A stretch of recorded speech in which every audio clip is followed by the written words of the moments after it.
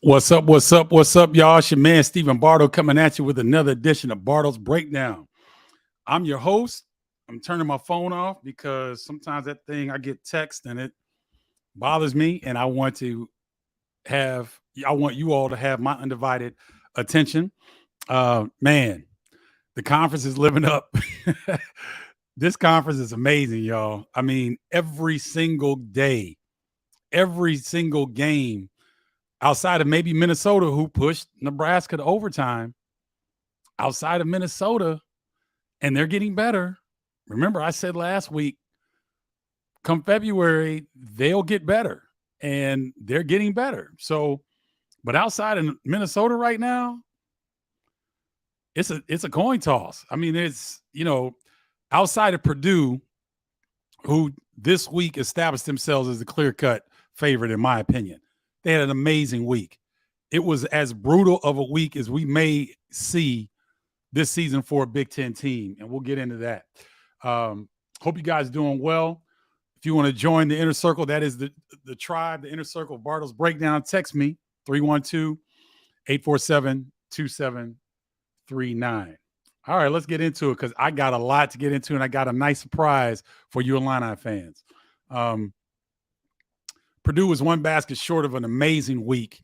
It took a Herculean effort by the Rutgers Scarlet Knights. I tip my hat to Rutgers for beating Purdue last Monday in Mackey Arena by 1 point.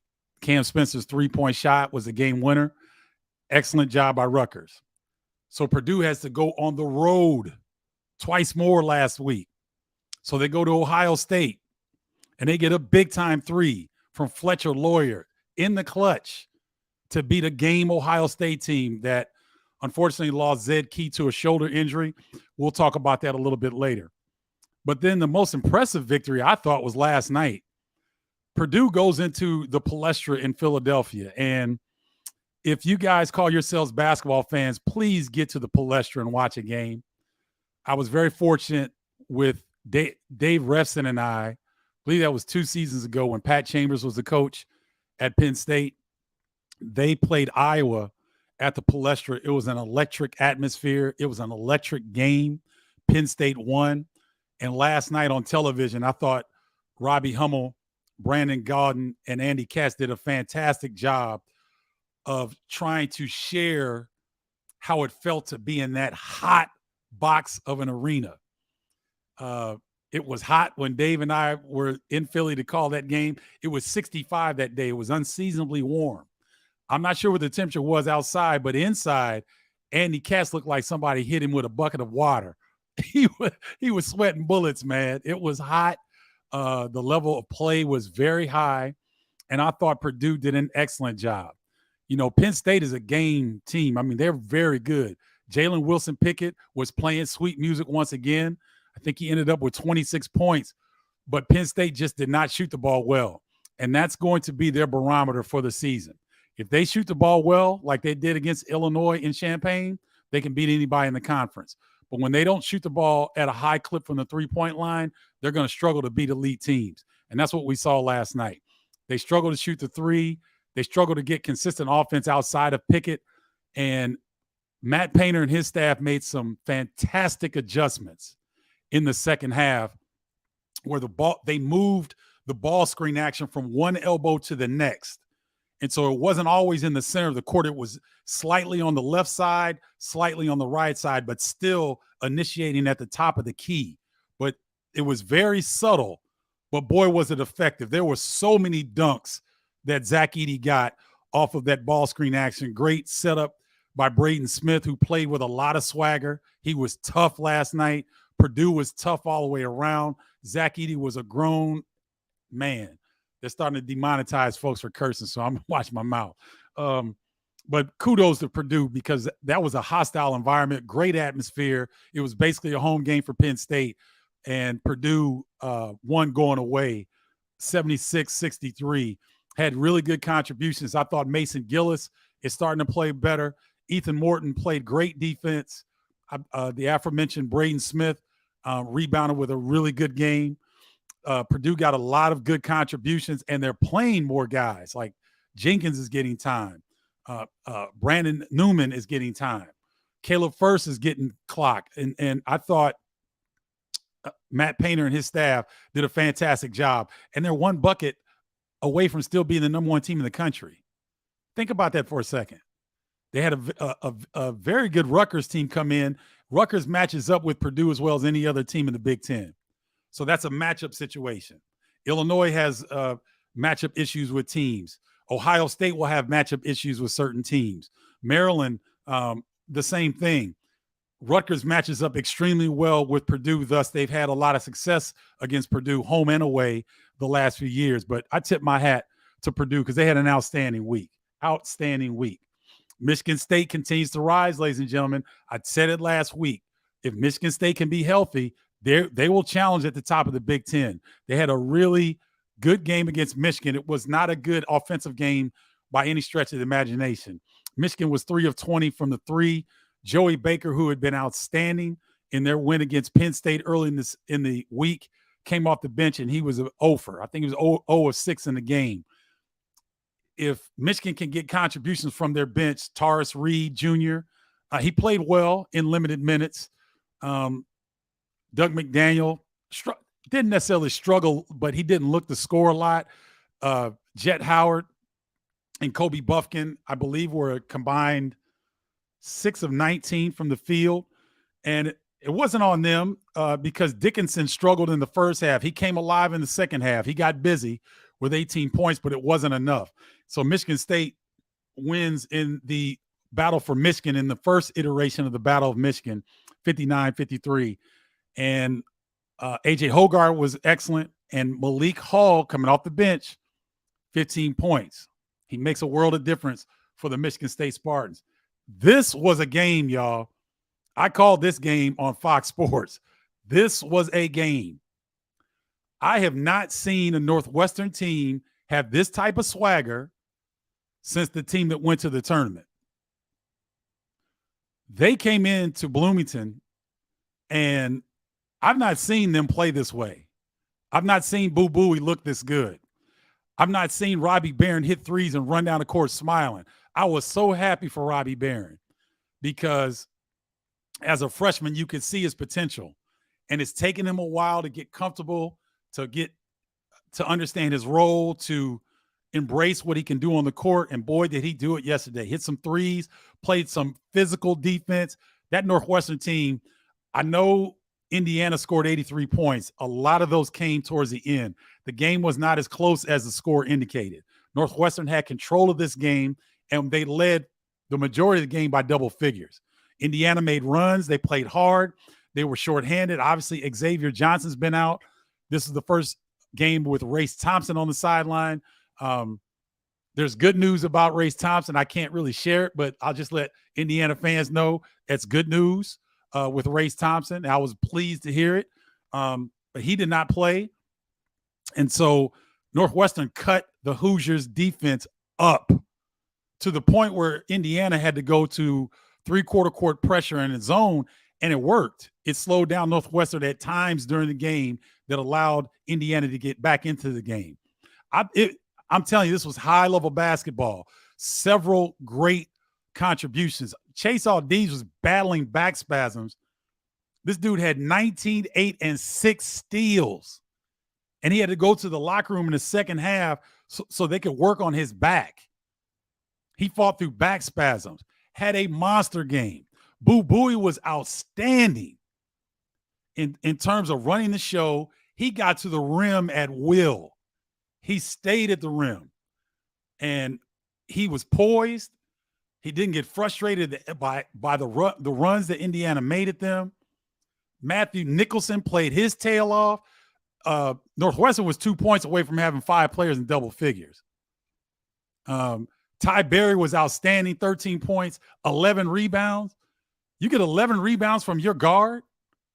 So Northwestern had swagger. They played with swag.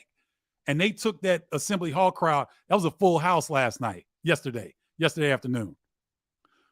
But Trace Jackson Davis, everybody knows he's injured. He's playing with a bad back.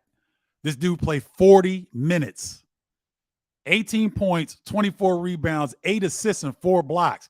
He was 3 assists away from a triple-double in the first half. So anybody that's saying that Trayce Jackson-Davis is soft, just dismiss them because that's a lie. He's a warrior. You may not like his game. I've heard some people say, oh, he pitches a tent in the lane. Well, hell, so does Zach Edey. But Trayce Jackson-Davis was a grown man yesterday. He played all 40 minutes. Jalen Hood-Schifino was outstanding, 33 points. He knew that he needed to pick up offensively with Race Thompson being out, and boy, did he do so. His jump shot is coming around, ladies and gentlemen. And when it does, he will not be in an Indiana uniform long.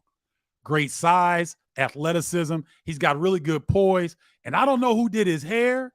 Did y'all see his hair? Oh, man. That was as tight as I've seen maybe in college basketball this season. He had a pattern with braids, and he had a fade up front. He had a little bit of a, he let his hair natural right here. And then he had a braided pattern that was so unique. And I was like, boy, if you play this good, you need to do that hairdo every game because he was outstanding. Tamar Bates was great. He had great contributions. Trey Galloway came in and gave great minutes. Malik Renew he hit a freshman wall, but believe me, he's coming. He's coming. He played pretty good yesterday. Played better yesterday than he did it in the Iowa loss, but he's coming. Big fella's coming. But that was one of the most entertaining games I've seen in the Big Ten this season. Excellent job. Kudos to Northwestern, 3-1 in Big Ten play. They are for real. And then, oh, my goodness, we thought one team was dead in the Big Ten.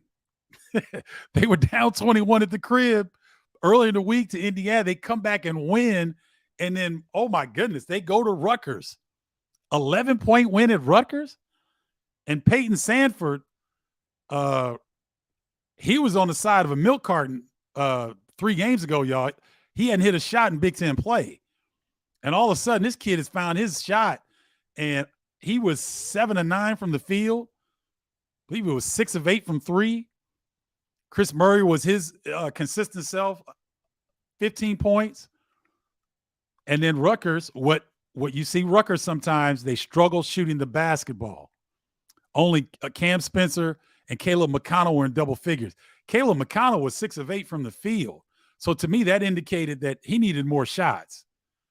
Mulcahy struggled, was 3 of 10 from the field. Morier struggled. And Iowa came in and popped Rutgers in the mouth at the rack. That's a big, big win because that's not going to happen very often. There's not going to be many teams that go into the rack and come out with a victory. And Iowa was one of the most unlikely candidates, in my opinion. They went in and handled business. That's a great win for the Iowa Hawkeyes. So big ups to the Hawkeyes for all of a sudden turning their Big Ten season around. All right. Another surprising game. I didn't know how Maryland – I saw Maryland earlier in the week, and I'm thinking, wow, how are they going to score? They come back to the crib. Jameer Young goes off. 30 points, 11 rebounds, and Maryland has 5 starters in double figures. They haven't shot the ball this well since early in the year when they were knocking off ranked opponents. Jameer Young, a supremely gifted left-hand guard, was getting in the paint. He got to the free throw line 15 times. He was 13 of 15 from the line. And that's going to be the recipe for Maryland to have success. Jameer Young has got to get 15 to 18 shots. If he doesn't get 15 to 18 shots, and if he's not creating and getting in the paint and causing havoc and spraying out to his teammates, Maryland will struggle to score. But they were outstanding yesterday against a banged-up Ohio State team. Zed Key did not play. He's still out with a shoulder injury. Felix Okpara didn't. He started, but he only played 12 minutes because I think the matchups did not favor him. So Ohio State goes small with Justice Suing, Bryce Sensenball, Eugene Brown, and they tried to match up with Maryland, and they could not get it done. So tip my hat to the Maryland Terrapins because they didn't look good. But, boy, they got a much-needed victory at home. And all of a sudden, Ohio State is on a 2-game losing streak. And at one point, they look like the second best team in the Big Ten. That's what's going to happen, ladies and gentlemen, throughout this season. You're going to see a team that's won 2 or 3 in a row, and they're going to look good. And all of a sudden, they might drop 2 or 3 in a row. That's the way this season, this conference season is going to go. That's why I don't want to hear bracketology right now. We don't need to worry about bracketology. Every night in this league is something to look forward to. Every night in the Big 12, they're talking about the Big 12 might get every single team in the NCAA tournament this season. Who needs to talk about bracketology in the Big 12? You just got to watch every night. The Big East. Now, the Big East has a couple teams that are really struggling. Georgetown and Butler are struggling. But they've got some horses, man. Xavier, I believe, has won 7 in a row. Marquette hosts Providence tomorrow. Marquette's on a 5-game win streak. So college basketball is fine. We don't need bracketology talk in January, right? Save that for late February. We don't even need to be talking about that because the conference races are going to be so compelling. All right. So I got a new segment, y'all, and it's sponsored by the Flying Illini Tumbler. You guys better go get yours. You see me showing this. I got water in here today. My throat is a little sore. I've been doing a little talking. I was up last night doing some stuff. But Flying Illini logo right there. Bardo's Breakdown logo right there. Environmentally safe. I got my I cut up lemons and limes, and I use that in my water to make them alkaline. So it's nice and cold, nice and refreshing. So there it is, shopcustomizeit.com. Shop customize with a K. So it's shopcustomizeit.com. Go get yours today. All right. So I got a new segment. I've been holding off on this for a long time, but I'm just going to go ahead and do it. So I'm going to do this Flying Illini breakdown. We're going to go in depth with the Fighting Illini team. So we're going to talk in depth about them, and I'm going to give you, before their games, I'm going to give you things to watch out for in every game that they have for the rest of the season. So this is the Flying Illini breakdown. So we're going to go on like this. I know you guys, they were like, man, what? He's talking about everybody else except Illinois. No, I saved Illinois for the segment, okay? So the Illini looked like a different team against Wisconsin. Now, granted, Wisconsin was without their leading scorer and second leading rebounder in Tyler Wall, an all Big Ten performer. But they're still a capable ball club. And they came in, they knew exactly what they were getting ready to run into in Illinois, a desperate team that needed a Big Ten win. And boy, did Illinois show up. They had the situation with Sky Clark. He stepped away from the program. But the Illini looked sharp. They looked focused, and they looked together, right? Shannon was outstanding with 24 points. He was attacking, getting downhill. Hawkins, 6 of 9 from the 3, 20 points. Epps, 15 points, right? Stephen Crowell, that was the best I've seen him play in a Wisconsin jersey. He had to pick up the offensive output. He had to pick up his production overall with Wall's absence, and he did so. The Illini were not double teaming him on the post, and he took advantage of it to the tune of 20 points and 12 rebounds. Did an outstanding job.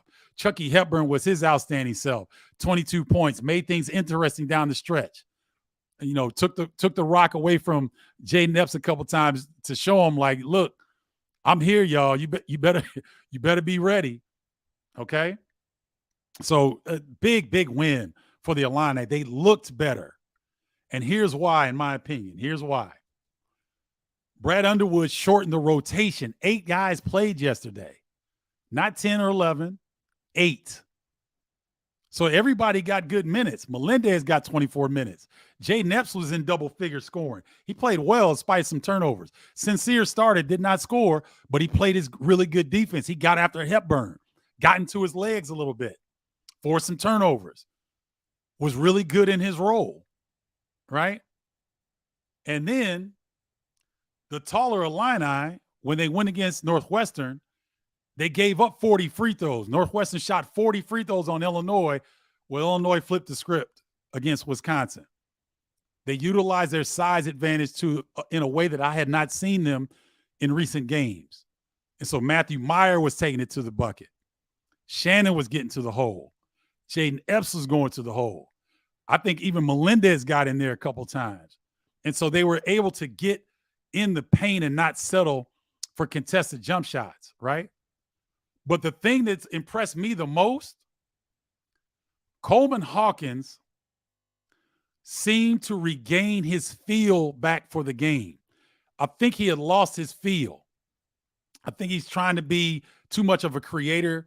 You know, he's trying to show people that he can play the point and set things up. And he got in trouble a couple times against Wisconsin when he's trying to dribble too much. Coleman Hawkins needs to catch the ball, shoot it, or pass it. He does not need to put it down and look to make plays right now. Because now teams are game planning that whenever he puts it on the deck and he's trying to do something, they're coming at him with an additional defender and they're ripping him. And he got ripped a couple times against the Wisconsin game. And if you're an Illini fan, you're sitting there like, what are you like, dude, you just hit 3 threes. The ball swung to you, you're open, shoot it. The ball hit your hands, the defense is slow to close out, shoot it. Kroll was guarding him one time. He caught at the top of the key. Kroll was slow to close out. He shot it. He made it. And he's smiling. He's pumping his fist to the crowd. That's the Coleman Hawkins that Illinois needs. They don't need Tragic Johnson. They got a point guard, Jaden Epps. They got Sincere Harris. They can handle the basketball. Terrence Shannon can handle the basketball. Coleman Hawkins, the fact that you can handle the basketball doesn't necessarily mean that you need to all the time. Now, if you got a straight line drive, go ahead. If you're going to put it down a couple times and you see a guy on the same side, go ahead. But this stuff of getting in the paint and trying to hit people cross court, stay away from that. It's going to hurt your game. It's going to hurt your stock. I think Coleman was playing to better his profile to NBA scouts. Win at Illinois, and your profile takes care of everything else. If you win, all ships rise when teams win. Everybody gets more notoriety. Everybody gets more exposure. And what young players fail to remember sometimes, because they got so much noise going on. Darren Williams on the 2005 Fighting Illini team that was a national runner-up. Second best team in Illinois history behind the Flying Illini. Darren Williams was the 4th leading scorer on that team, and he was the number 3 pick in the NBA draft. I'm going to say that again. Roger Powell, D. Brown, and Luther Head averaged more points than Darren Williams on that team. 4th leading scorer, number 3 pick in the draft. Remember that, Coleman Hawkins. Play within your game. Shoot the shot when it's open. Make the pass when it's easy. Do not try to make plays off the bounce in the paint, because every Big Ten team is going to run that next defender. They're going to leave R.J. Melendez. They're going to leave Meyer. They're going to leave Shannon. They're going to come at you and rip you. Because think about it, people. Coleman Hawkins is 6'10". So his handle, when he's handling the basketball, there's more distance between his hand and the floor. It's not like when Jaden or Sincere or Terrence are handling. He's 6'10". So as he's making a move, the floor spacing is not – in college, the floor spacing is not what it is at the NBA level. It's not. Because the NBA guys can shoot so quick that you got to stay at home. Because if you don't, they spray it out, you're getting hit with a 3. It's not like that in college. The defenses are sucked in, especially Wisconsin. They play pack line defense. So whenever you put it on the deck, if you can't put it on the deck once or twice and elevate with a jump shot, or you can't put it on the deck and with a straight line drive, you're going to get ripped, Coleman. Okay? So stay away from that. Catch and shoot. Get on the defensive glass and start the break. I don't mind him starting the break. He can do that. But once you get across half court, give it up. We don't need Tragic Johnson. We need Coleman Hawkins that looked like he did against Wisconsin. Okay? All right. Ooh, comments lit up on that one. All right. That's it. What y'all think of the Flying Illini breakdown? I'm going to do that every show. And like I said, I'm going to do this. We're going to preview the games coming up, and we'll do some reaction afterwards on how the Illini have done in each and every game for the rest of the season. Because people have been asking me to get a little bit deeper on the Illini breakdowns and analysis and discussion. And I'm not saying anything that nobody else knows, but I do have some insight on some things. And I wish Sky Clark the best. I want fans to remember that I've got a rule, and it's called the refrigerator rule. If you don't own a refrigerator, you don't call the shots. So if you're a person that lives in a house and you go into the refrigerator and there's always food there and you're taking it out, but you didn't supply it, then you're not calling the shots. So Sky Clark doesn't own his own refrigerator. He went to 4 different high schools. 4 different high schools. I didn't get this from the Illinois staff because everybody in the Big Ten recruits the same players. I get intel from all over the league. And I knew this. He went to 4 different high schools. When he was growing up in Arizona, he didn't own the refrigerator. That's his parents. So why would his decision right now be any different than it was when he was in high school? Because he still didn't own his own refrigerator. You guys following what I'm saying? So be very gentle with these players at the college level. They're still developmental. They're still young. And they're getting advice and feedback from other people that's very influential. If you're 18 and your father comes to you and says, man, you need to leave, that's hard to go against, right? So I hope that he comes back. I don't know that he will, but I hope that he comes back because there's going to be a point where the rubber meets the road for him, and he's going to have to stand his ground. Can't run all your life. At some point, you're going to have to deal with some adversity. You're going to have to deal with situations that may not be catered to you. And I don't blame him. I blame his parents. I blame his circle. Because again, he doesn't own his own refrigerator. And you might be a college student that has a refrigerator. But until you're out in the world and you're paying rent or the mortgage and you're supplying the food, your efforts are generating the money that supplies the food in that refrigerator, you're not calling the shots. So Sky Clark in this situation is not calling the shots. So be gentle on that young man. And if he does indeed come back, welcome him with open arms and understand his situation. That it's not him being selfish. He's only doing what he's being told to do. Okay? All right. I just need to get that out. All right. Thank you for being patient. All right. I'm going to run through these games and then we'll get to your comments because I got some comments coming. All right. Tomorrow, and I'll come on tomorrow and talk about Illinois, Nebraska, 8 p.m. Big Ten Network. Big one, Michigan State at Wisconsin, 6 p.m. ESPN tomorrow.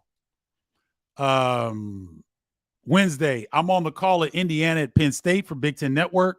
Ought to be an interesting game. Indiana is reeling. They got to find a way. Penn State trying to overcome that loss at the Palestra. That's going to be a heck of a game. All these games are going to be great. That's why I'm listing them. I didn't list every single game this week, but the games that I'm listing have some intrigue about them. Rutgers at Northwestern, that's going to be a game, y'all. I'm telling you. If Northwestern can bring some of that confidence back to Welsh Ryan Arena, and Rutgers is going to be steaming hot from losing a game to Iowa at home, because the recipe to win a Big Ten championship, you got to hold serve at home, and you got to try to get half of them on the road. Or, yeah, half is hard. Getting 5 Big Ten road wins this season, that's hard. But if the team that can get 5 Big Ten road wins and pretty much hold serve at home will be in contention for a Big Ten championship. And so Northwestern lost one against Ohio State, got smacked at the crib. Rutgers got smacked at the crib their last game against Iowa. So Rutgers at Northwestern, tune in, Big Ten Network. That's going to be a heck of a game. Michigan versus Iowa. Two teams that are still trying to find themselves. Iowa coming on a two-game winning streak. Let's see. I don't know how long Patrick McCaffrey's going to be out, but they seem to be playing well. Peyton Sanford has really starting to shoot the basketball, opening up Iowa's offense, really helping them. Michigan starting to get more contributions from their bench. Joey Baker did not shoot the ball well last game, but he did against Penn State. I expect a bounce-back game from him. I really like Terrence Reed Jr. I like what I'm seeing from the big fella. And they can spell Dickinson a few more minutes. That's going to help Michigan down the stretch because you don't want to wear Hunter Dickinson out. He carries a big load for this Michigan team. And let's see if Jet Howard and Kobe Buffkin can elevate their shooting percentage and take some of that offensive pressure off of Dickinson, Terrence Williams, and Doug McDaniel. All right. Fascinating game there. The next evening, I got Nebraska at Purdue. Now, at Big Ten Network, 6 p.m. Last time these two hooked up, I know it was out in Pinnacle Bank Arena in Lincoln, Nebraska. That was an overtime game, and Purdue got a phantom call on Braden Smith that was not a foul. That I'm not a fan of officials' calls altering the outcome of games, but it was a critical juncture. And Braden Smith just lost the basketball. And I believe it was Courtney Green, the official, called a foul. That was a phantom call. And it really, really hurt Nebraska. That game went down to the wire in overtime. Now, it's a lot tougher to go to Mackey Arena, but this Nebraska team will have some confidence. So that will be an interesting game. And then, the Spartans invade the House of Pain. 8 p.m. Fox Sports 1. Michigan State at Illinois. Oh, man. I like to drive home right after games. I may go to a local bar somewhere at Purdue and watch that one. I don't want to listen to that one. I don't even want to watch the replay. I want to watch that live. That's going to be a game. There's going to be some snot, blood, fists, elbows, knees, feet flying. That's going to be an outstanding game. Tune in. Michigan State at Illinois, 8 p.m., Fox Sports 1. The next night, Wisconsin at Indiana. See what I mean? There's so many storylines. It's like that every year, but this year is different. Because Purdue is the head of the class, but there's a bunch of them right up under Purdue. And these two teams, Wisconsin's there. Indiana has been there. They've kind of fallen off with injuries, but they're going to be desperate. They got to get this win at home to stay in the pack. And Wisconsin, we'll see if Tyler Wall comes back from an ankle injury. We'll see that Indiana this will be their second game without Race Thompson. So they've got a little bit of a feel of who had really good contributions against Northwestern. Let's see if that happens. Let's see if Malik Renew, can mature a little bit, and if how Trace Jackson Davis's back is feeling. Right? Fantastic game. And then Sunday, 3 games. Northwestern and Michigan, Big Ten Network, 11 a.m. Ohio State at Rutgers, a rematch from the controversial December game where, from Wright State, what's his name? Lefty. Averaged 20. It'll come to me in a minute. Left-hand guard that transferred from Wright State. He stepped out of bounds, stepped in bounds, hit a 3, and Ohio State wins the game. It was a very controversial game. There's a rematch at Rutgers. And I hope Zed Key comes back healthy. I hope Rutgers is healthy. That's going to be a heck of a matchup in the rack. And then to wrap up the week, Maryland at Iowa, 3:30, Big Ten Network. Both teams had been reeling. Both teams got major wins to feel good about themselves. Let's see if the Terrapins and Jameer Young's performance can travel to Iowa City. And let's see if Iowa City can get some of that magic and not have Fran McCaffrey be close to a coronary episode. So a great slate of games. It's going to be like this all conference season long. All right. Let's go to some comments. Thank you guys for being patient. I need to get through all that. Let's see. How about Indiana, Thomas Dagley? I thought they played well. They just ran to a buzzsaw. Northwestern's offense is catching up with their defense. And Indiana, this was their first game without Race Thompson. Race Thompson is one of the staples to that program. I think this is his 6th season. He's a super senior. He knows where all the bodies are buried in Bloomington. This dude's been around. And it's going to take a minute for Indiana to adjust without his presence. Good to see you, Thomas. Thanks for always jumping in, man. I appreciate you. Tammy Marshall, how are assignments to call games given at Big Ten Network? Tammy, unfortunately, that's above my pay grade. I don't ask those questions. I just take the games as given. I try to match them up with the schedule with the different people that I work with. I work with 3 different companies, Big Ten Network, Fox Sports, which are sister companies. They work well together. And then I do some Westwood One national radio games as well. That's where I'm going to be calling the Indiana at Illinois game January 19th in Illinois for Westwood One. So, when they give me the games, I check them and I alert the bosses at each situation. Okay, I got a conflict here. What can we do? And they've been great with me the whole time I've been with them. So how are assignments to call games given?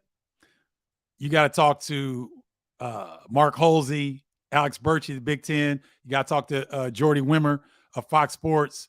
You got to talk to them about that. That's above my pay grade. But thank you for the question, and thanks for tuning in. Tarun Reddy, there are Hoosiers fans upset with Coach Woodson after the loss to Northwestern. I don't think Indiana will make the tournament. Well, Tarun, and thanks for tuning in. I really appreciate it. Fans have a right to be upset because they're passionate and they want their teams to win. I think Indiana's fine in terms of being in the tournament. Fans don't go as deep and they don't cover the league like I do. Northwestern's a tournament team, period. If you saw them play yesterday, don't look at the game against Ohio State.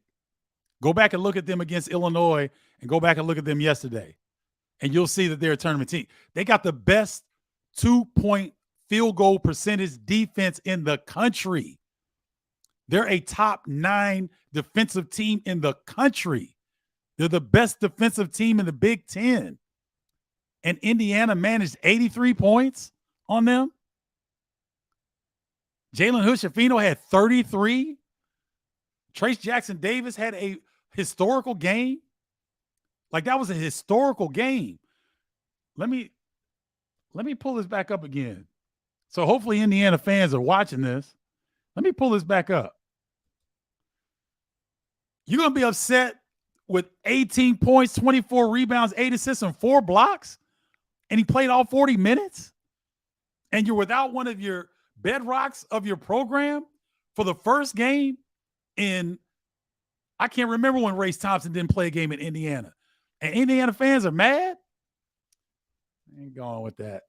Go ahead with that. They're mad at Mike Woodson for what? They ran to a buzzsaw. That was the best offensive display that Northwestern has displayed all season. It happened. It's the Big Ten. That's why I don't go on those. I don't go on those boards. Because whatever. What's up, Steve? What's up, Jay? How you doing, man? I rag on Hawkins a ton. Yet if he catches the ball and shoots one open instead of thinking about it, pump faking and trying to make a crazy pass, he's a pretty effective player. No doubt about it. And we saw that against Wisconsin. Hopefully he continues that, Jay. Thank you for tuning in, man. I appreciate you guys' support on YouTube. Please like, share, and comment. Really helps grow the show. My YouTube numbers have really grown. Thank you all. I really appreciate it. Hit the notification bell so that you know when I come up. That's on Facebook, LinkedIn, and YouTube so that you guys know when I go live. I've gone at 6 p.m. Traditionally, I'm going to go earlier because I want you guys to get this information before the game starts. Sometimes when I go at 6 p.m., I'm going against the game starting. I don't want to do that. I don't want to take you guys away from the games, and I want you guys to get this information so that you can utilize it. You can share it with your friends or whatnot so that you all can be knowledgeable about what you're watching into the coming up, okay? So it's going to look more like 1, 2, or 3 p.m. in the daytime because I have some games on Monday like Illinois at Minnesota next week is a Monday. I believe it's a 5:30 start because it's Dr. Martin Luther King holiday. And so I've got to come earlier to you guys to get you this information because obviously I'm calling a game for Big Ten Network that night. So, Matthew, loved your style on the court, love it on the mic, behind the scenes question. As a former player, do you get additional inside info from coaches that writers and play-by-play guys may not get? Of course I do. Of course I do, because I've got built-in credibility. Every coach in the Big Ten saw me play in college. Or if they're like Matt Painter, played against me in college. And I wore Matt out. I'm trying not to curse, y'all. They taking folks out with curse words now. They're getting real strict. But ask Matt Painter about playing me and Kendall. I'm talking smack today, boy. Yeah, but no, I get credibility because, Matthew, that's a great question. Here's why I get more insight, because they know I won't burn them. I'm never going to burn a coach. I'm never going to burn a player. I can give you guys insight, and I don't have to reveal where I got it from. And I can paraphrase. So you most of the time you can't figure out where it's coming from, because I need to protect those guys. We have an ecosystem. And once you're a player or a coach in this league, you're in a brotherhood. And the brotherhood protects each other. They compete. Like they're going to compete. But you will never hear Brad Underwood say anything disparaging about another coach unless there's a hot and heated situation like we saw with Greg Gard and Juwan Howard last year. A situation that kept rippling, and then all of a sudden it just got out of control. That was very rare. You will not see Big Ten coaches disparage one another. You rarely will see Big Ten players disparage one another unless it's Hunter Dickinson. Big fella is like Honey Badger. He just don't care. All right. Good question, Matthew. And thanks for your support, man. I appreciate it.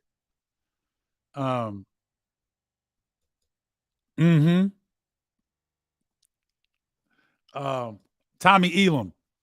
I also need to give you a shout out to Hawkins. I ripped him a lot. When Illini passes the ball and plays team ball, they're as good as anyone in the Big Ten. Tommy, that's big of you to come on the platform and do that. Here's what I would say to you. It's fine because you're passionate. And that's what you guys make this sport what it is. NBA has passionate fans, but not like college basketball. So it's okay. And I salute you, Tommy. That's big. Because you know what? You're one of probably 1,000 fans that would do this, that would admit it and come on and admit it on a platform like this, on a public forum. So big ups to you, partner. You just scored a bunch of points on Bardo's breakdown for that. Thank you. James Cameron, what's up? James Coomerer. Thank you for jumping in. James is a loyal supporter of the show. Happy Monday to you as well. I went to Evanston and watched Northwestern beat the Illini. You're right about Northwestern. They have no real superstar. I don't know. Chase Aldees is playing like one, but they sure play like a team. Yes, they do. They knock down open shots and free throws. Best free throw shooting team in the Big Ten. Best defensive team in the Big Ten. That's a recipe for success.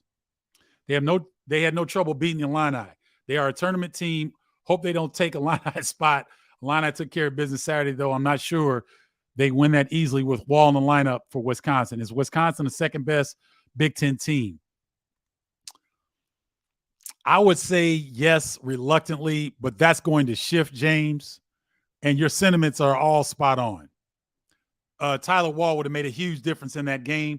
I still think I'd give the edge to the Illini just because they're playing at home. Home court advantage is going to mean so much. You saw it yesterday with Maryland and Ohio State. I truly thought in my mind that Maryland was going to go in, or that Ohio State was going to go in and win that game, and they didn't.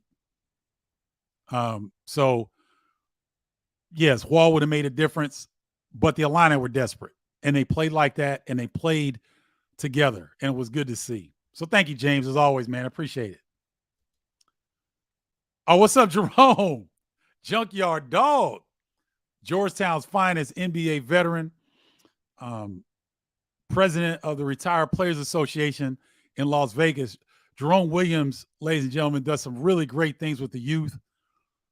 He's got a foundation that does serious work in Las Vegas.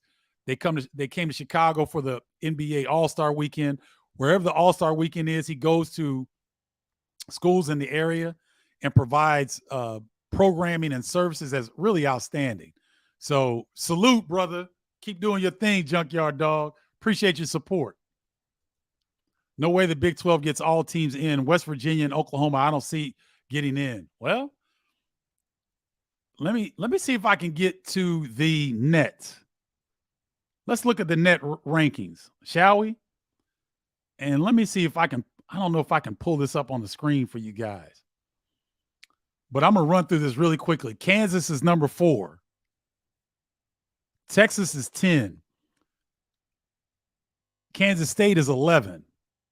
Iowa State is 15. West Virginia is 19. Don't think West Virginia can make it, huh? They got a 19th. They're 19th in the net. They're ahead of Rutgers, who just beat the number 1 team in the country. That's 5. Let me keep going. TCU at 30 is 6. Baylor at 31 is 7. Oklahoma State is 40th, 8. Oklahoma is 48. That's 9.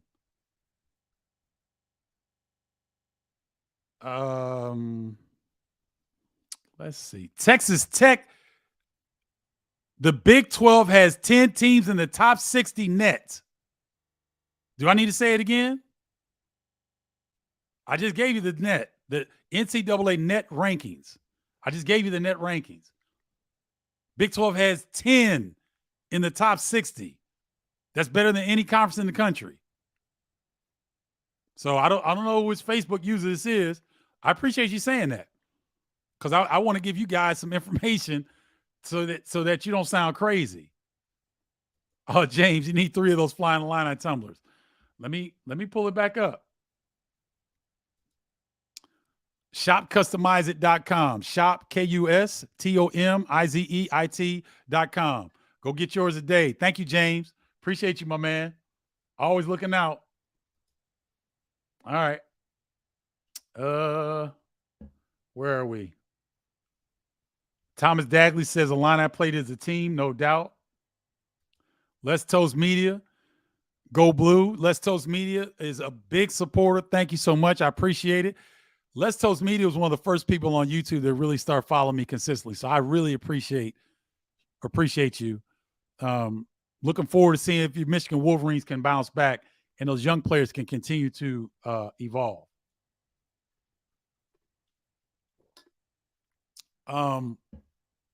Spot on, Facebook user. I don't see Minnesota getting in. Nebraska's on the edge. Remember, Nebraska won at Creighton when Creighton was number 7 in the country. Okay? That's a big win. So, and Nebraska's they're gonna get some wins in the Big Ten. I don't know how many, but they may be on the bubble, but they're much improved, and they're a very good defensive team. What's up, Kevin Lucas? Good to see you, man. Go green. Let's toast, but good game. Yeah, go green. I hear you. Winning solves everything. LOL. Ask Kentucky. Yeah, Kentucky's struggling a little bit. Coleman Hawk. I like that. Cole Hawk. I may have to take that, James. That's pretty dope. Hard to win when the point guard is the leading scorer, says Facebook user. I think they might be referring to Maryland. Or are you referring to Northwestern? Who else's point guard was leading? Oh, or are you you can't be talking about Wisconsin because Chucky Hepburn is not their leading scorer. So you must be talking about Northwestern or Maryland. Help me out there. Dory Melman Pets Rio. Good to see you, Dory. Epps and Harris are making the ball move. Good things are happening. I agree.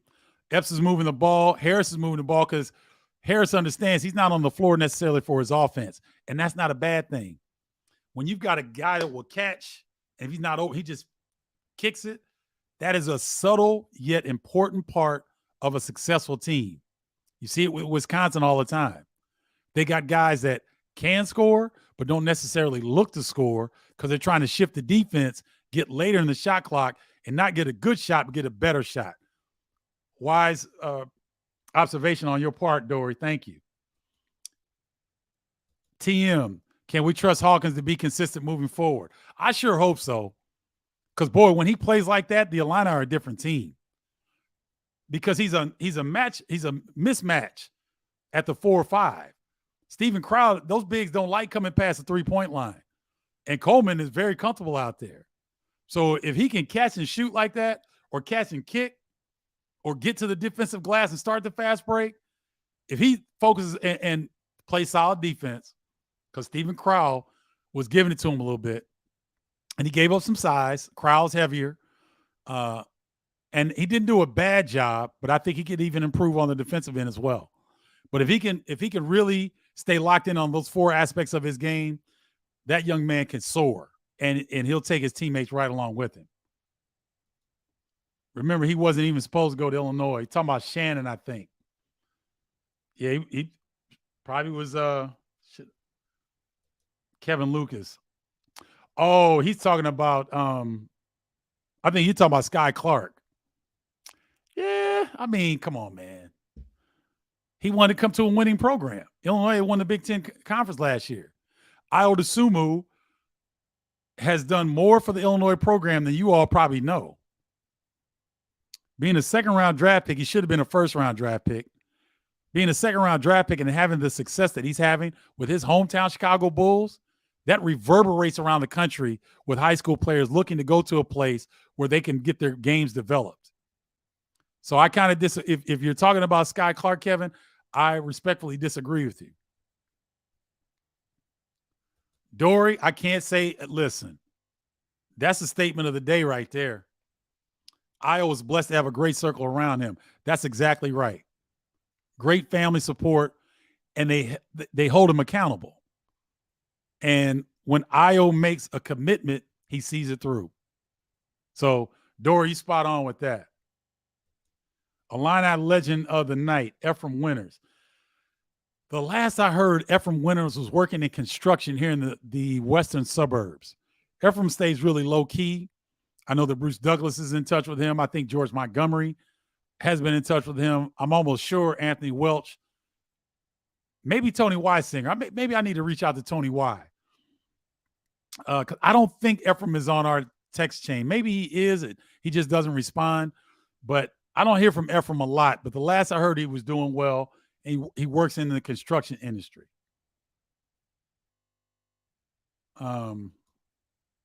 Marsman, what's good, Marsman? That Michigan State Illini game would be the tipping point. I'm telling you, if the Illini can beat Michigan State, one of the hotter teams in the conference, one of the better teams in the conference, if they can hold serve at home, that can give them a lot of confidence and a lot of momentum. Because when you see the Illini playing at home, they've gotten Wisconsin at home. Michigan State's coming to their place. Indiana's coming home next week. That means in February, the Illini got to go on the road. So you want to take care of business at home. So your record is improved. You work your way back into the conversation. You get yourself back into the mix. So that when you go on the road, you can sneak a couple. And then hopefully towards the end of the year, you can find yourself in contention, because the Illini's last game, regular season, is in Mackey Arena. So their closing schedule in February is tough. Very, very difficult. All right. Tanner Holden, thank you. I don't know why I forgot his name, from Ohio State.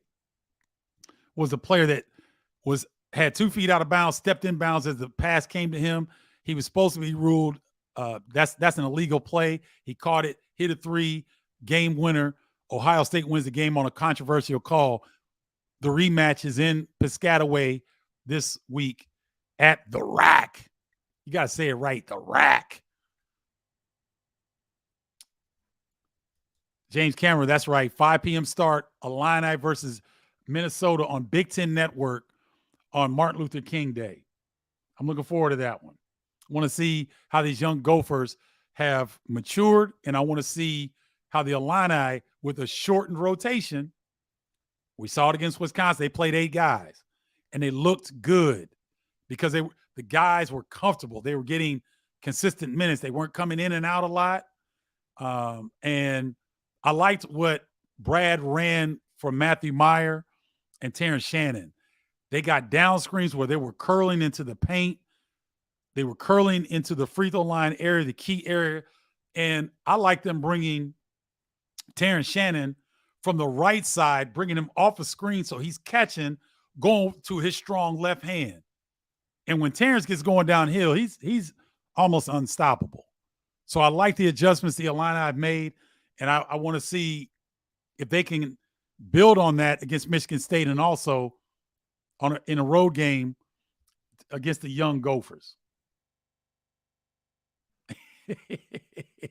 Kristen Bissell Trowbridge. I think he's talking about me, the brotherhood of the Big Ten, and people not talking stuff on anybody. Said everybody except Dickinson. Word.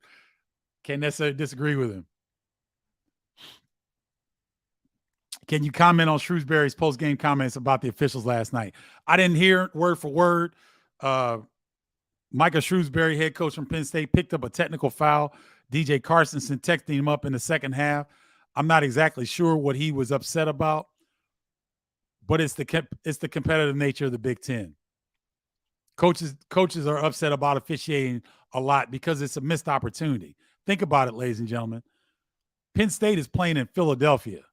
That is a rich recruiting footprint for Penn State. And when they win in Philadelphia, that reverberates around the city and the area. There's a lot of talent in that tri-state area. You got to remember, Philly's not that far from D.C. And so if they can go to the Palestra, the way it looked on Big Ten Network was off the chain. I was a little surprised that Andy Katz asked Shrewsbury at halftime about the atmosphere instead of about the game. But Andy's a pro. He's a Hall of Famer at what he does. Everybody has a faux pas from one time or the other. But I was kind of scratching my head like, Andy, ask him about the first half or what they expect in the second half. Don't ask him about the atmosphere. And to Micah Shrewsbury's credit, he handled it very well, smiled and answered the question, and he was very upbeat and positive. So to his credit, it looked okay. But come on, Andy. You're a future Hall of Famer, dude. You know better than that. Let's see. Oh, I got people on here crashing, and they are not gonna get on. No conference has got all its teams in the tournament. I've seen 8 or 9 teams get in before. I'm just telling you, the Big 12 has 10 teams in the top 60. Top 60. How many teams get to the NCAA tournament? 68. So if the tournament were to start today, those 10 teams would be in the tournament. That's all I'm saying. I don't do the rankings. I'm just sharing them with y'all. I don't look at the AP and all that. I mean, it's all right. It's more for the fans and prestige of the program. People look at the net rankings and the Kim Palm rankings, the people that cover the sport. And 10 teams in the top 60, that's by far the best league in the country.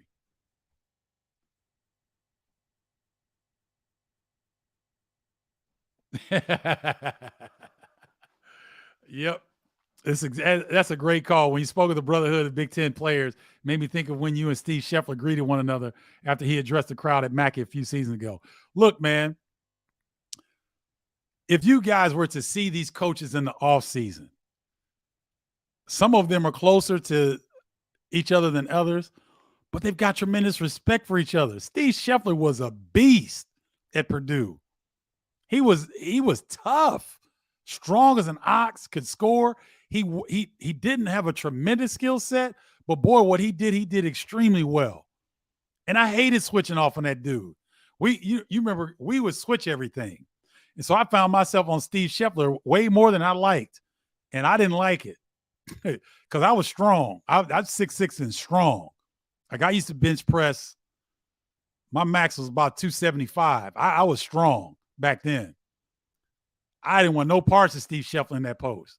So you get this mutual respect and admiration for people when you see them.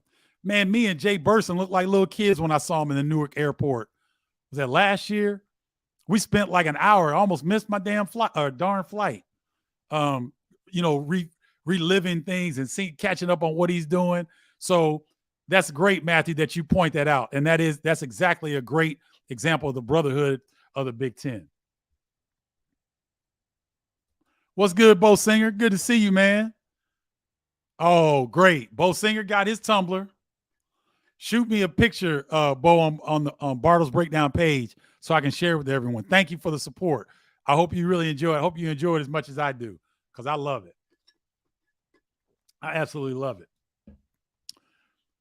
Bardo, enlighten us on the elite point guard play in the Big Ten has this year, please. Well, Bowie's been outstanding.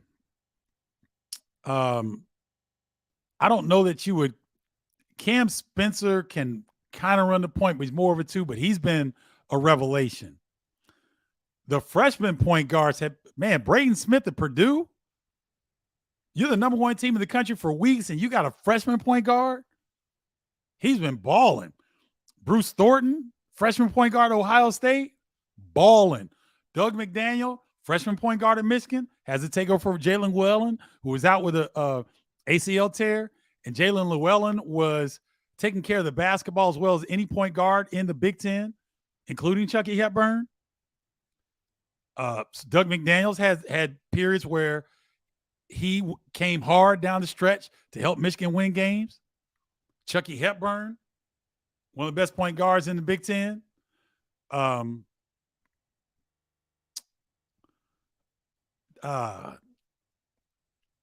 me think. Jay Neps had double figures last game. And he was kind of splitting time with Sky Clark. So you couldn't really, it's hard to see how good a player can do when they're splitting time with somebody and they're always looking to the bench. Am I going to stay in? Am I coming out? So who else am I missing? AJ Hogard at Michigan State, balling. Jalen Hood-Schifino, he had 33 yesterday. Jameer Young had 30 and 11. Who else? I said Rutgers, said Maryland. Penn State's point guard, Cam Winter, he's going in a little bit of a slump. He and Andrew Funk aren't shooting the ball like they did against Illinois in particular, but in the last 5 games, those two have really struggled shooting the basketball. But Cam Winter, I mean, he's a vet. He's a transfer senior. He was all conference at Drexel. If I'm not, maybe I'm getting him and Andrew Funk. Maybe Andrew Funk was at Drexel. Yeah, I'm kind of getting them mixed up, but I think the point guard play has been pretty good. Sam Griesel at Nebraska already has a triple double at 6'7". So I think the point guard play, the Big Ten's been pretty good, especially of late. Been pretty good. Greg Simon, this is my college classmate and good friend. Good to see you, brother. Thank you for your support as always. Man, I got to talk to you about Steve Strode. Oh, that hurt my heart, man. I'll reach out to you about that. But peace, brother. Love you. Thank you for the support. I was referring when you said Darren was a fourth leading scorer, great points. Knowing to score most don't lead their teams in scoring. It's kind of old school, Curtis, because now lead guards are asked to score the basketball, especially if they have that kind of ability. So he's just a good example. And I was really saying that because I would hope that someone would watch this and share that with Coleman Hawkins. So to allow him to understand that play within yourself. And if you get, like they got to a national championship game. So all 5 of those guys play professional basketball. Not all in the NBA, but they all got professional basketball money because everybody won. So that was my point there. But thank you, Curtis. Michael Hogue. Hey, Stephen, how are you doing today, sir? And I have to ask you, you come to the friendly confines of Mackey Arena. How much did you hate playing there? Also, how is Marcus, Kenny, and Kendall? I will be at Purdue on Friday, Nebraska at Purdue. I never wanted Mackey Arena. Love playing there though, because I like going in hostile environments. I think I would have been pretty good if like say if there were war games and there weren't any weapons but you could just use these, I would do pretty well in that. And so it's like going into a fist fight, an old school fist fight, not with knives or bats or guns that could really terminally hurt somebody. But, all you need is these, Craig. You live to fight another day. You guys remember that? John Witherspoon, rest his soul, in Friday, told Ice Cube's character, you guys are soft. You don't need that. Back in my day, all you needed were these, Craig. You live to fight another day. That's what it was like going to Mackey Arena. You had to knuckle up because you knew you were going to be in for a fight. It was going to be physical. The fans are right on top of you. Gene Katie is going crazy and firing up the crowd, firing up his team. And his team played like Gene Katie. Tough, disciplined, together. So you had a much smaller margin of error when you went into Mackey Arena than maybe anywhere else in the country. Assembly Hall at Indiana was that close to Mackey Arena. Now, I wanted Assembly Hall. That's why I'm saying Mackey and Carver Hawkeye were tougher, because I never wanted those two venues. Wanted every other venue in the Big Ten. Did not win at those two venues. Marcus is doing well. He's in Sarasota, Florida. He runs camps and clinics for young people. He's doing quite well. Kenny Battle is I believe he's in Aurora in the western suburbs. He's doing some things with some youth, and his daughter, I believe now, is getting ready to play if she's not already playing professional basketball. He's got a son that's an outstanding football player, so he's having fun raising his kids, as is Kendall Gill. His son is the number 2 ranked freshman in the state of Illinois. Phoenix, my nephew, is a beast, and my other nephew, Coda, is an excellent golfer. Kendall's doing great things with the Bulls pre and post game on NBC Sports here in Chicago.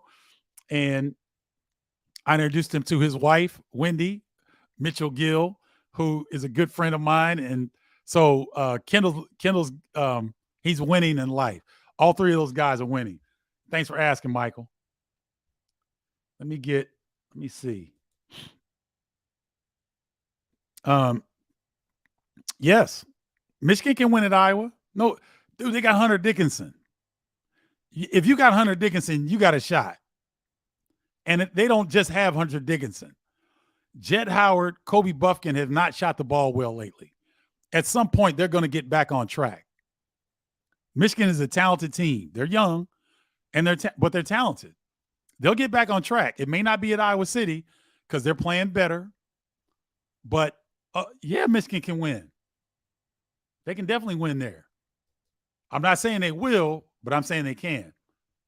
Mike Waldboozer. Good to see you, Mike. Yes, we wish Sky well. Classy. I'm with you. It's the Rack, not Jersey Mike's, not State Farm. So there will always be Assembly Hall. There you go, Dory. You go ahead and say it, because I can't say it on the air. I can say it on this platform, but I gotta be politically correct. I haven't had a check bounce yet, and I'm not trying to see them bounce. I love what I do. So go ahead, Dory. You lead the charge on that. Samuel Hicks. Anytime you beat a Tom Izzo team, you're either very lucky or very good. Samuel Hicks, spot on. He's talking about Northwestern at Michigan State.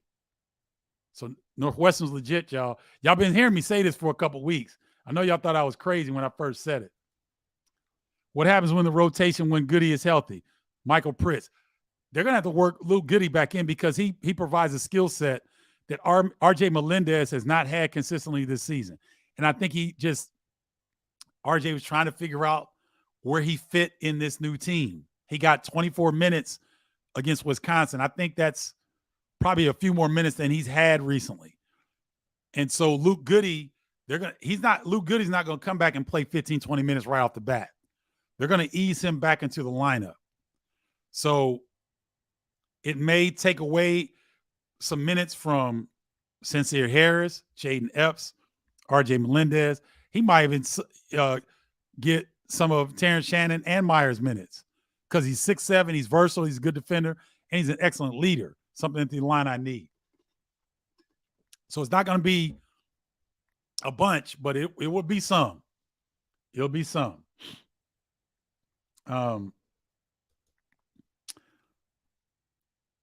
That we just mentioned Goody. Zachary Perrin. It's going to be interesting. He's got a unique skill set. He's a lefty at 6'10", 6'11". He can shoot the basketball from the perimeter. He's pretty good around the bucket, but it's a different level. And for him not to have an off season, he's really behind. So I'm not sure how effective he can really be. I don't know if there should be a lot of expectations for this young man to come in, because the way that Illini play with that 8-man rotation, I don't know if you need to mess with that too much. Crazy Destroyer. I think this is your first time on here. Thank you. Why do you think a guy like Podziemski wasn't able to thrive? He's able to thrive at Santa Clara and not Illinois. Different style of play, different expectations on the team. I know that Santa Clara is pretty good. I know that St. Mary's is really good. St. Mary's is top.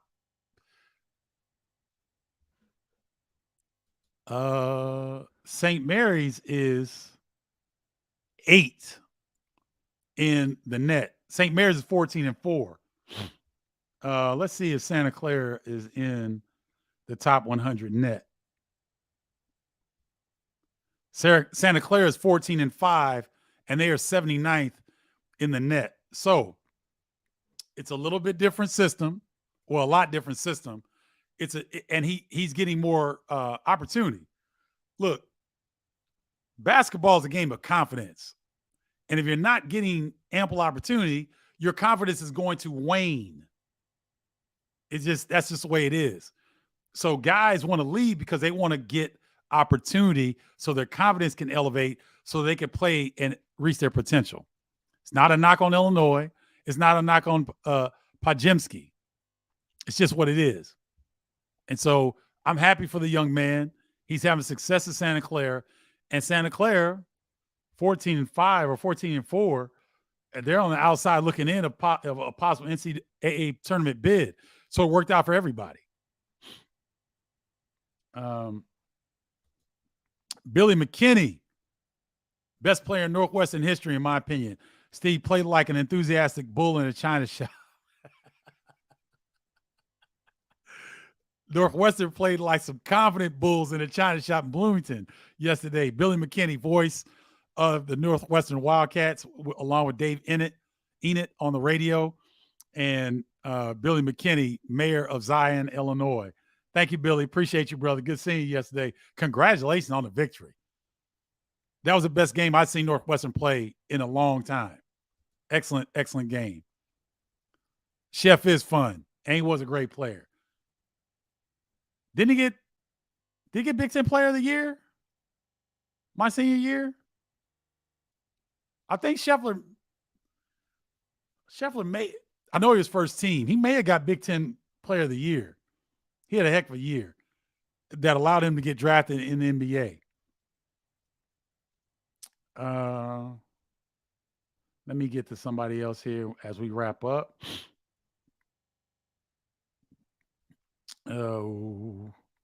Okay, Michael Hogue, I'll check my DM. Thank you for that. Let's see. Oh, Matthew Mason, when you were wearing Painter out, did you ever envision him winning 400 games as a coach? That's quite an accomplishment. Look, Matt Painter, if you guys had the what's the word? The privilege of doing what I do and being able to sit with Matt Painter. He's one of the funnest. You guys, every time I talk about Painter, you guys see me smile because he's one of the funniest dudes you're going to meet. He's got a great memory, and he's got a great perspective on life. Micah Shrewsbury shared something with Kevin Kugler and me when we were at shoot-around for Penn State, Michigan. Micah Shrewsbury said, Matt Painter always reminds him, Focus on what leads to winning, and everything else, leave it alone. Fans, criticism, stuff that doesn't lead to the bottom line of winning, don't worry about it. Matt Painter's post-game comments when they lost to Rutgers, I encourage you guys to go on YouTube and go back and look at it. It's about as refreshing of a perspective of a losing coach. The number one team in the country just lost in a last-minute shot at home. And he was so clear on his perspective about getting caught up on what people say and think. Go back and listen to it. I don't even want to paraphrase because I'm not going to give it justice. Matt Painter is one of the most refreshing guys that you'll be around. Not even as a coach, but just as a dude. You want to go hang out with Painter. You want to go have brew. You want to go get beer and wings with him and chop it up because he's funny. He's refreshing and he's funny. And he's a hell of a coach. Heck of a coach. The adjustments they made last night at Penn State in the Palestra, outstanding. Outstanding. Mike, I think if the Hawkeyes can maintain some scoring balance, because they're not going to out-defend anybody. We know that. Iowa teams traditionally, they're higher scoring teams. They come at you differently. They throw a press at you. They throw different looks at you to force you, speed you up, get you into turnovers. They do that extremely well. They're not going to be in the half-court defensive numbers. They're not going to be high in that. But what they do well. And a lot of it is incumbent on having consistent scoring from multiple guys. So with Patrick McCaffrey going out, that takes a double-digit scorer out of their lineup. Now, Peyton Sanford has found his stroke. Chris Murray has found his stroke. Rabrach is doing a really good job. If they can get Tony Perkins back to playing the type of basketball that he was playing early in the year, they definitely have a shot at being an NCAA tournament team. They blasted Iowa State. They've got some good wins. So, yeah, I think they're a tournament team.